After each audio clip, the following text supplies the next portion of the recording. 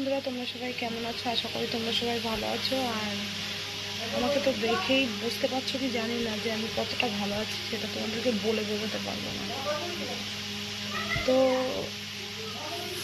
মানুষের সময় যখন খারাপ যায় তখন সব দিক দিয়ে যায়। তো পাশের আওয়াজটা একটু ইগনোর করো, কেননা বাড়িতে আমার একটা দুষ্টু বাচ্চা আছে যে কারো কথাই শোনে না।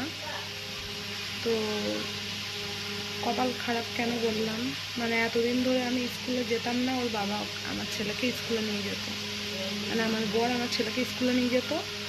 আজকে হঠাৎই মানে আমার মনে হলো যে পুজোর সময় আমি একটা শাড়ি ব্লাউজ বানাতে দিয়েছিলাম, নতুন শাড়ি। তো ব্লাউজটা ফিটিংস হচ্ছে না, সেই জন্য দোকানে নিয়ে যাবার ইচ্ছা ছিল অনেক দিন থেকেই, কিন্তু সময় হয়ে ওঠে না। তো আজকে সকাল সকালেই ওকে স্কুলে নিয়ে গিয়েছিলাম, গিয়ে আমরা ওখান থেকে ব্যাংকে গেছিলাম একটা দরকারে, সেখান থেকে আমরা ব্লাউজের মানে ছেলেকে স্কুলে দিলাম, দিয়ে ওখান থেকে মানে স্কুলে দিয়ে বেরাচ্ছি, তখনই শুনতে পেলাম যে স্কুলে বাচ্চা নিয়ে আসছে মায়েরা।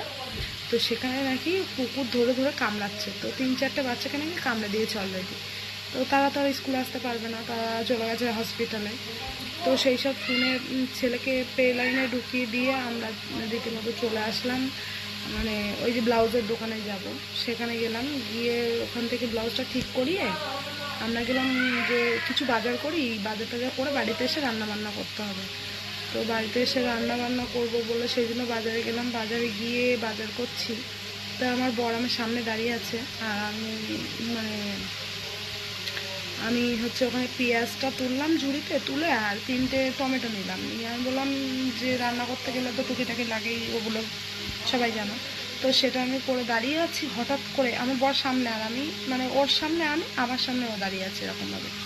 তো পিছন থেকে এসে আচমকা একটা কুকুর এসে আমার পায়ে এমনভাবে কামড়ে দিল, মানে আমার মানে সেই মুহূর্তটা যে আমি কীভাবে কাটিয়েছি সেটা আমি জানি। তো প্রথমে আমি মানে অতটা বুঝতে পারিনি, আমি ভাবছি হয়তো জামার উপর দিয়ে চলে গেছে ব্যাপারটা, কিন্তু পরে দেখলাম কি যে আমার মানে প্যান্ট ট্যান্ট ছিঁড়ে নিয়ে গেছে, কামড়ে দিয়েছে, রক্ত বেরিয়ে যাচ্ছে রীতিমতো। তখন কি করব, তখন তাড়াতাড়ি করে হচ্ছে আমাদের বাড়ি হচ্ছে চারঘাট। তো চারঘাটে আমার ছেলে পড়ে স্কুলে। তো চারঘাটে স্কুলে দিয়ে ওই মানে আমাদের চারঘাটে বাজারেই হচ্ছে চারঘাটে হসপিটাল আছে।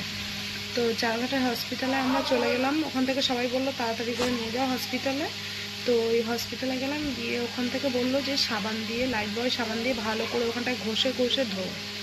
তারপর ধুলাম, ধুয়ে আবার ডাক্তারবাবুর কাছে গেলাম, ডাক্তারবাবু ওখান দিয়ে বললো সাবান দিয়ে ধুয়েছে, সার্ফ দিয়ে ধো।